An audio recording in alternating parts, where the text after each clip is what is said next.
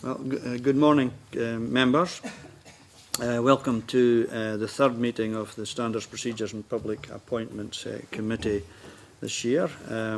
Could I remind members to turn off any mobile phones and Blackberries and such like. And we can move on to the agenda. Apologies. We've received apologies from Brian Adam and welcome George Adam in his place. If we can move on to agenda item 1, it's for the committee to decide whether to take agenda item 6 in private. It's the item on approach to local motions. So do members agree to take item 6 in private? Yes, right. Thank you. Yeah, we can do that. If we can maybe deal with item 3 on the agenda before item 2. Let me just see.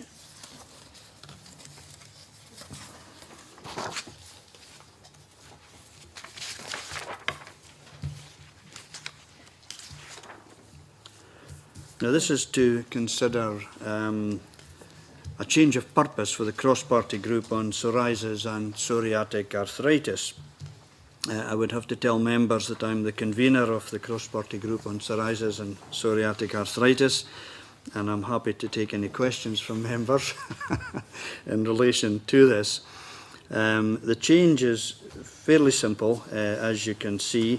It's taken out a part of the purpose that was really, I think, superfluous and really tidied up the rest of the purpose. Do members have any questions on this item? No questions. Thank you for that. So are members content with the proposed change of purpose for the CPG on psoriasis and psoriatic arthritis? Right. Thank you very much indeed. If we can now deal with item 2 on the agenda, and I'd like to welcome Richard Simpson to our meeting this morning. This item is to take evidence from Richard Simpson on the proposed cross-party group on rugby. So I would just basically ask members, you've had the papers, if you would like to ask some questions. John? Morning, Dr Simpson. My question relates to the cross-party group in sport, which already exists, and I just wondered if you could explain how this new cross-party group will differ. Obviously, it's got a focus on rugby, but I just wondered how its objectives will differ from those already covered by the cross-party group in sport, and whether you've tried to pursue the objectives you're trying to promote through this new cross-party group already through the cross-party group on sport. The answer to the last part of the question is no, not specifically, but then sport is concerned with obviously with a much broader area. The reason for setting it up at this point, I mean, I've been involved in rugby and trying to support rugby for most of my adult life, and certainly during my time in Parliament, but is that there are some new features in relation to rugby that we want to pursue, and we put that in the terms of reference. Very specifically, it is one of the areas that is the subject of community payback funding. And so one of the terms of reference, as you'll see, is to actually look at how community rugby is being funded and how it's developing. So it's to provide a degree of parliamentary, cross-party parliamentary scrutiny to that. The second thing is that although we've managed to improve the number of people playing rugby, we still have, despite the 2 very good recent results, we still have some significant problems in that rugby has actually been a sport which has dipped over the last 15 or 20 years, and not only in terms of national performance, as have some other sports, but also because the player base had gone down absolutely massively. So the other thing is that I was stimulated into proposing to colleagues that we should have it because of the fact that we need to challenge health inequalities. And one of the concerns that was being raised with me was that although the community development elements were being quite successful, they were tending to restore rugby in schools which had previously played, rather than actually looking at the development of rugby in schools which had never done rugby. And these tend to be in the deprived areas. So it also fitted in somewhat to a health inequalities agenda, which is not really a main focus of the sport of the general sporting activity, which is much more focused on general sport. Yes, happy with that. Fiona and then Dick. Good morning, Dr Simpson. In your answer, you've just talked very much about community rugby and taking rugby out of its sort of comfort zone and into other areas. Can I ask then why you've only got one organisational member, that is Scottish Rugby? At the present moment, we've only one organisational member, but our intention is to actually go out and invite schools and clubs to join, so anyone who's actually participating. I should add that there's one other thing, and that is rugby is not just about 15-a-side rugby, or indeed 13-a-side league rugby. It is also all forms of rugby, and that includes touch rugby, street rugby. There are now a whole variety of different forms. So if you take touch rugby, for example, touch rugby, if you go to New Zealand, take just Auckland, in one city. Auckland has 200 touch rugby teams. They're all promoted by businesses, so that there's a competitive spirit, but also a sort of team building spirit within workplaces. So one of the other objectives is to try and encourage, working with Scotland's Healthy Working Lives, to encourage businesses to get involved to promote adult fitness through touch rugby. That in turn creates a base of people who are interested in rugby, which then has a spin-off onto other things. So, that's that aspect of it as well. Can I ask if you've got a strategy for going out and recruiting these other local clubs that exist already and also going into businesses? We don't have it as defined, but the first meeting will be looking at how we do that and how we take that forward. But there is a pretty good structure in rugby already with the clubs and the schools. I have to say one of the other problems we've got at the moment is the fact that the independent schools all play rugby. The public schools, the state schools, many more of them do not play rugby, apart from a few. And one of the problems is that the junior teams tend to be linked to clubs, and that's fine. But the junior teams in the clubs don't play the independent schools at the present time. In fact, they've withdrawn from the one attempt that there was a competition. So there's also another, if you like, equalities agenda. Well, it's a particularly perhaps. And I think it's another agenda, is to try and get things amalgamated. Now, that actually is not that different from general sport, because if you take the Commonwealth Games team or the Olympic team, the Scots participants in that, the predominance of them come from private schools, not from state schools. So there's a whole issue in there, of equality and ensuring that the message is spread. So we've got a big job on our hands, I think, as a cross-party group. And one of the reasons for creating the cross-party group is that I don't believe that the Scottish Rugby Union has been doing this quite to the extent that it might. So providing a degree of parliamentary scrutiny, but also civic linkage may help. I think we won't put it stronger than that. Okay, thank you. Dick? Good morning, Dr Simpson. Could you tell me, I've got two questions actually, how often is the group going to meet? And depending on the group, when the group meets, I know on the financial benefits and other benefits required by the group, you've put none. Will there not be secretarial support, costs of possibly the person's time when doing reports, agendas, sending out, so why don't you put a cost in? Well, we haven't worked out how often we're going to meet yet, so we don't know what the costs are going to be. The SIU have agreed to provide the secretarial support, and they haven't yet given us a budget on that, so we would intend to submit that as soon as we have that information. So you would amend your paperwork? We would submit an amendment to that once we know what the likely costs are going to be. Okay, thanks. Margaret, do you want to come in here? Good morning. Morning. Have you had a pre-meeting with all parties to discuss the cross-party group first before you put in the application form? I have had individual discussions with a number, and you'll notice the MSPs on it are reflective of two things. One is all parties, and the second thing is both men and women, which I think surprised one or two people. But women's rugby is the other big growth area, and we want to very much encourage that. And I'm very grateful that Claire Adamson agreed to be one of the vice conveners of the committee. But Patricia Ferguson, who's the Labour spokesman on culture and sport, is also signed up, and that was a deliberate attempt to make this a very inclusive and all-party affair. And after you, if you're given approval, then you'll have your first meeting and then you will write out to all the other organisations to see if they want to That'd be our become involved intention. as Once well. you know that would be our intention to. We definitely want to. We don't want this to be an internalised affair just between the MSPs and the SRU. That wouldn't meet what we want to do at all. So it's very much going to be getting the schools involved. And we've had some expressions of interest, but you know we haven't, because it's almost like chicken and egg. You know, you say, well, we're going to form this. Would you like to, or would you be interested? And they say yes. Once it's formed, we'll. So you have actually got a list of names that say, yeah, they definitely want to join. Yeah. Yeah. Yeah, well, we've got a few, not that many, but we've got a few. But I mean, I'm pretty confident that we're going to have quite a number of clubs that will want to join.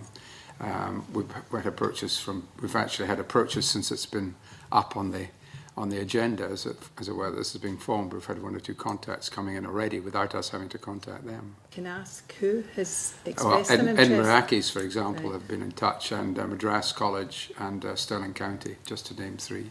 That's fine, thank you. Any other questions then? Helen? Yes, thanks very much, Convener. Good morning, Richard. And could you give us some indication of what your early items or your priority items for an agenda might be, or future agendas?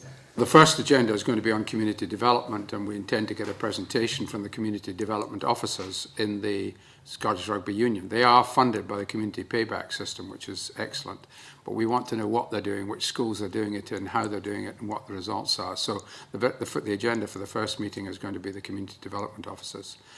When we go beyond that, some of the issues I've already raised will be ones dealing with tackling health inequalities, promotion of healthy living within the workforce.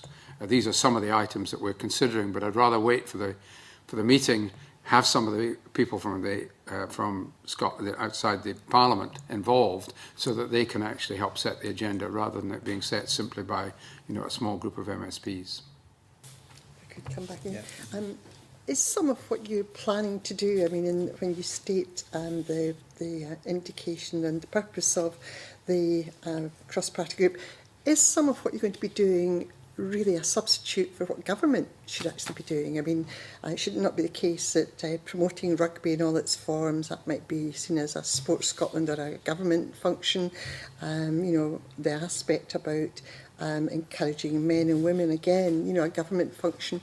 Are you really sort of trying to raise awareness and focus on the fact that, well, here's something that's not being done, and we intend to sort of try and do some of this? Well, it may surprise you, being a Labour MP, I'm not going to be critical, because actually the government have done quite a lot, particularly through community payback orders. I mean, there has been a considerable development of the sport over the last 3-4 years, maybe 6-7 years, but it's, there has been a considerable development of it.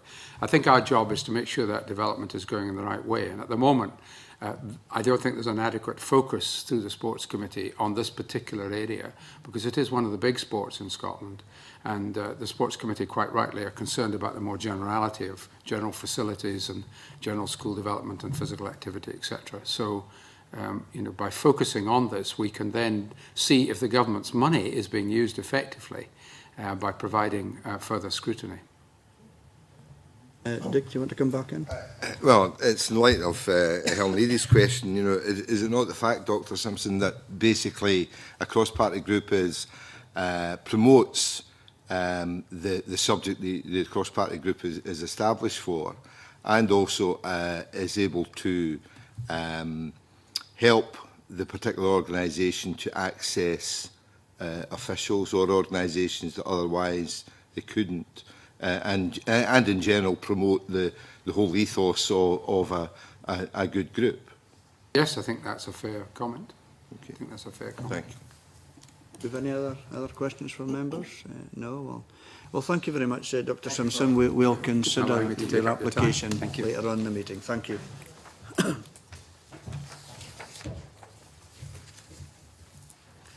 Now that takes us on to agenda item 4, members, which is the decision on whether we recognise the cross-party group on rugby.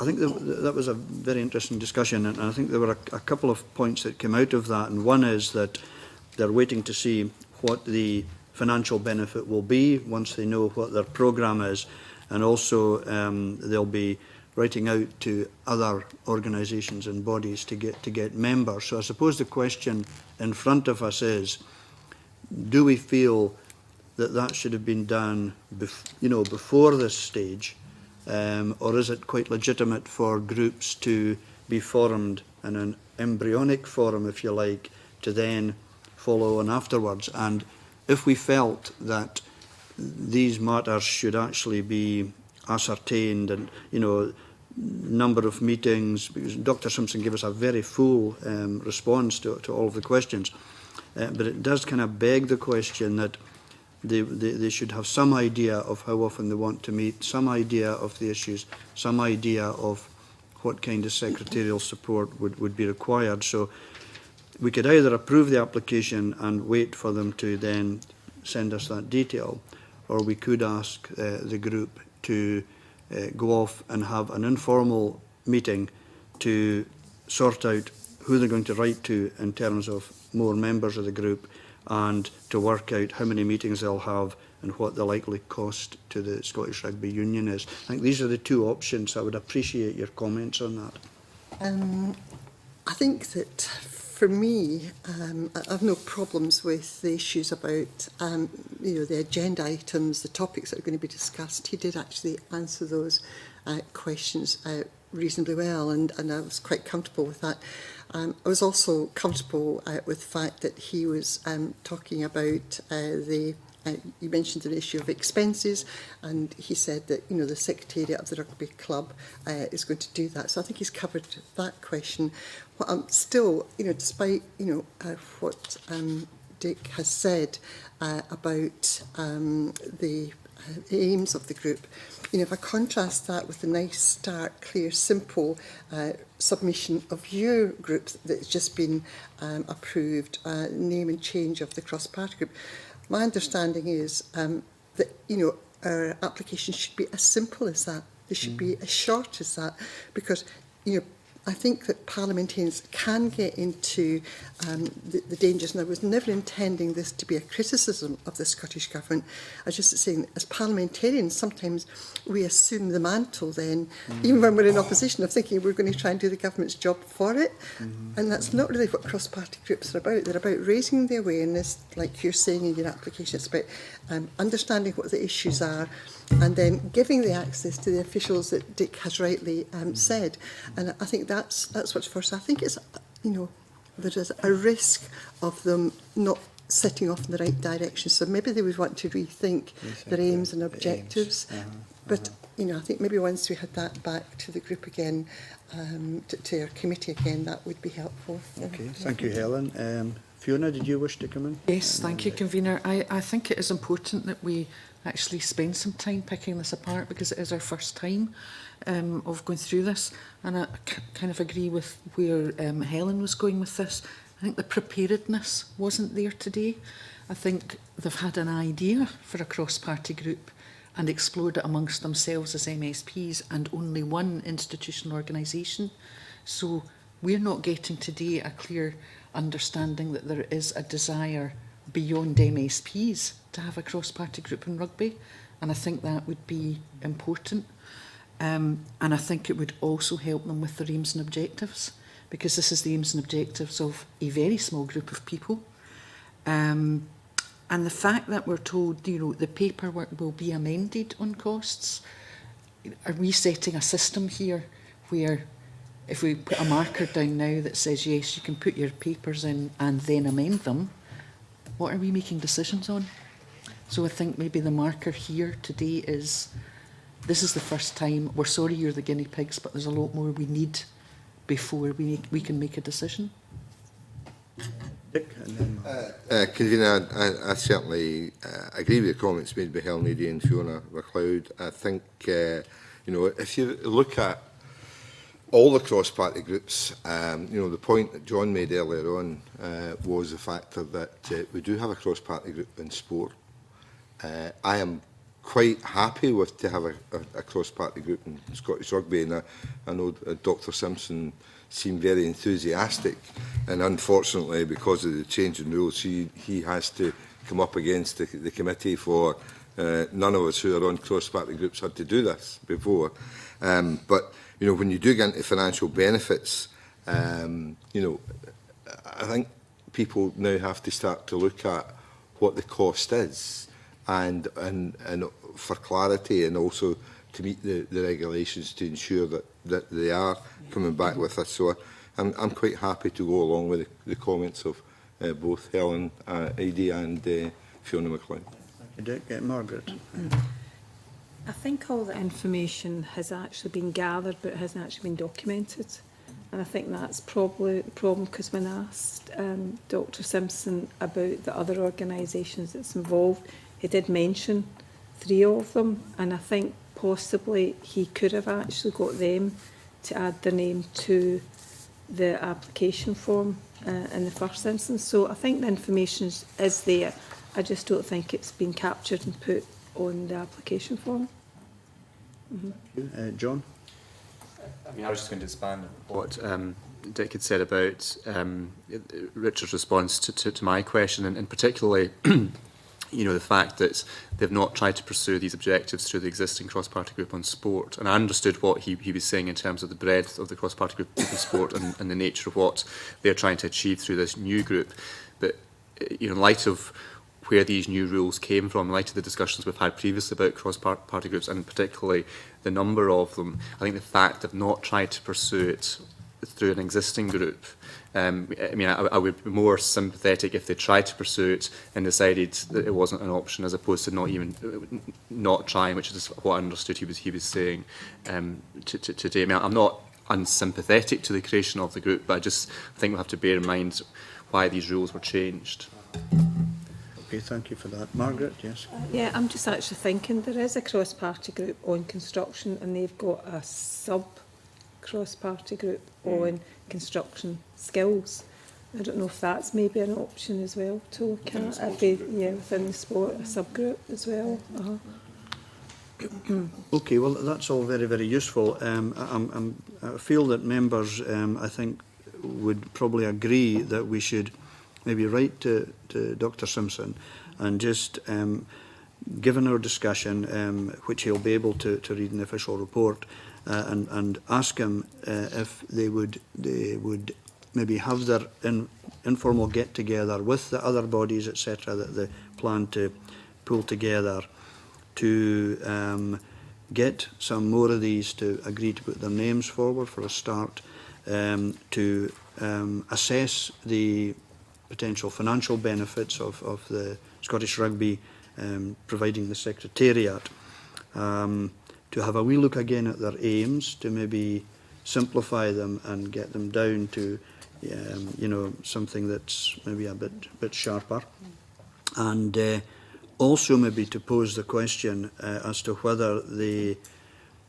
should maybe approach the cross-party group on sport to ask if they would be willing to have their members join that group to form a subgroup on rugby. Would that sort of summarise what members think we should maybe put back to them? Sorry, Margaret and then Dick. Can I also say that I found it really beneficial having Dr Simpson and explaining the rationale why he wanted the cross-party group in rugby. That was really, really useful, rather than just read it on the sort of application form. So I found that gave me a lot more knowledge and understanding about it, so I thought it was a really good thing. Yeah. Dick? Can I mention one thing, Convener? I think actually the application form really does need to be overhauled and updated. You know, in particular, and I can see where Dr Simpson was coming from. It says, for organisational members, please provide only the name of the organisation. It is not necessary to provide the names of individuals who may represent an organisation. Now, if you look at the form has all the MSPs on it, right?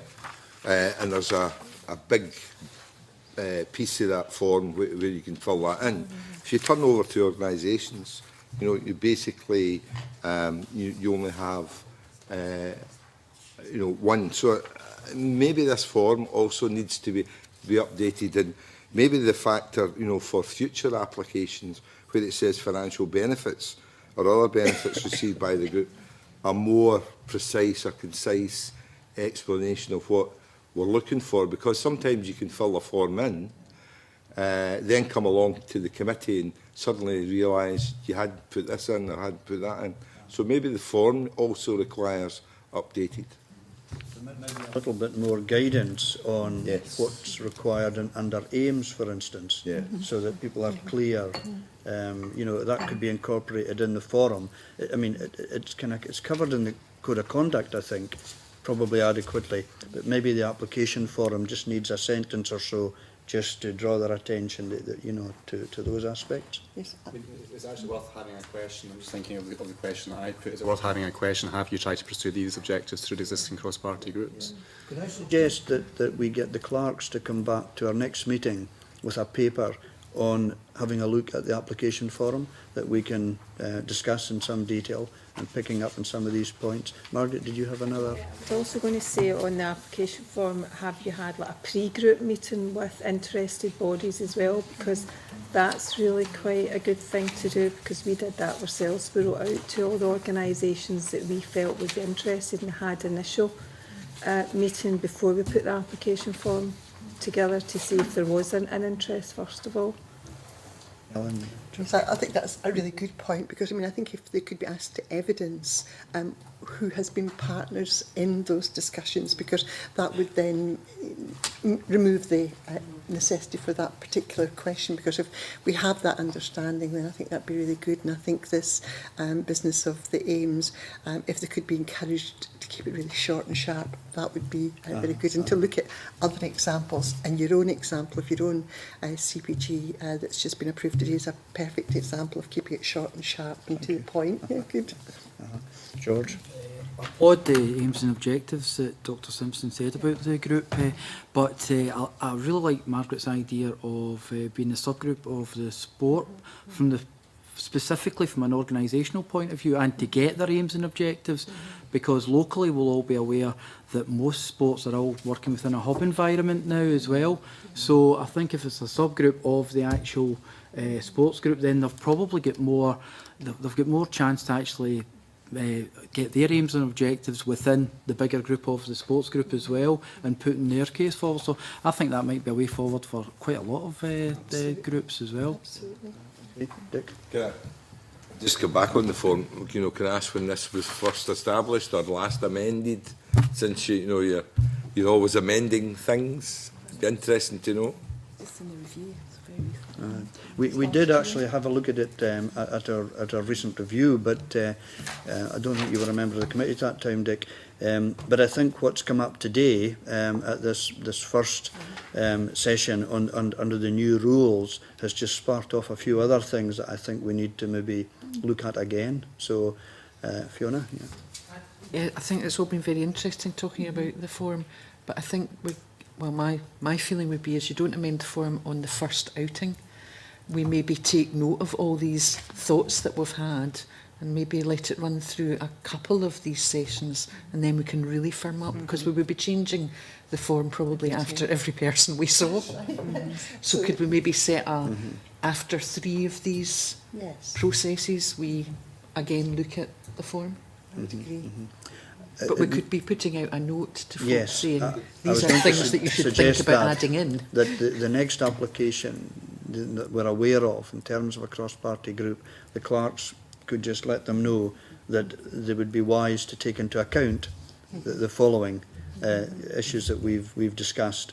And yes, I think I agree with you. Let's have 2 or 3 of these under our belt before we get a paper on revising the form. Would members be happy with that? Margaret? With regards to the sort of new cross-party groups, if we look at if they're going to start a new cross-party group and they have an initial meeting with all interested parties, then they complete the application form and they come forward to the Standards Committee. I was thinking about it there. Richard was asked a question about what's the agenda going to be for the next first official meeting. Would that not also be a good idea to actually have that documented as well and brought forward to the Standards Committee as well? Because you're going to discuss that anyway at your pre-meeting when you have your first initial meeting, and you're going to have to send out an agenda anyway. Yeah, there is one little bit that says, please also provide an indication of the topics which the group anticipates discussing, but it's in the forthcoming 12 months. But your idea of, you know, what are the main issues at your first meeting, because you would think they would have thought about that, you know, prior. Yeah. I think that's important, the fact that that question's been kind of overlooked in completing the application form. I think that I'm not given serious regard to that. So maybe there's an argument for people to be thinking about having a foundation meeting, because if people think about having a foundation meeting, then, you know, can get much sharper focus on all these different aspects and to be, you know, very much more detailed in their thinking. But I happen to agree with George Adam and Margaret. Sorry, my brain's not working this morning. Well, it is, but it's not. But just to say that I think that, you know, the idea of subgroups underneath is really a good way forward, because I mean that's how we work with Industrial Communities Alliance, and also we work that way with you know, some of our other conditions, heart, stroke and things like that. So I think that, you know, that there's all sorts of groups that you can encompass under that, and it just broadens out the Parliament itself to many more people coming into the Parliament too. Okay, thank you. So I think we're pretty clear on what we've agreed to do there. I think you've got all the notes that you need for this. Okay, so that's what we'll do. We'll write back to Dr. Simpson, and we'll get a report back from the clerks in due course. Okay. If we can move on now to agenda item 5. Now this is the draft Public Services Reform Commissioner for Ethical Standards and Public Life in Scotland, etc. Order 2013. And what agenda item 5 invites the committee to do is to agree our approach, I should say, to scrutiny on the draft order, which seeks to restructure the Commission for Ethical Standards and Public Life in Scotland, basically to allow the roles of Public Standards Commissioner and Public Appointments Commissioner to be carried out by a single Commissioner. And you'll see in the paper there that we previously indicated to the SPCB that we were content with the policy proposal to create a single commissioner post, so we're not discussing that today as such. So I just wonder if you would be content to scrutinise the order once it is introduced, rather than considering the draft order at this stage, as we've already accepted the principle on that. Do any members have any comment? Are you, Fiona? Yeah. Absolutely content to go along with that, but could I just ask, on paragraph 12, the references in the Code of Conduct will need to change, we'll need to do a revision, and you're saying wait until there's a revision due. Should there be an interim cover note to cover the fact that there'll be only one Commissioner until we do a revision? I don't know if that's possible. We get the clerks to have a wee look at that. Would you be happy with that? Mm-hmm. So we're basically content not to consider the draft order at this stage. Mm-hmm. That's fine. And the references in the standing orders to the two commissioners, etc., would need to be updated as well.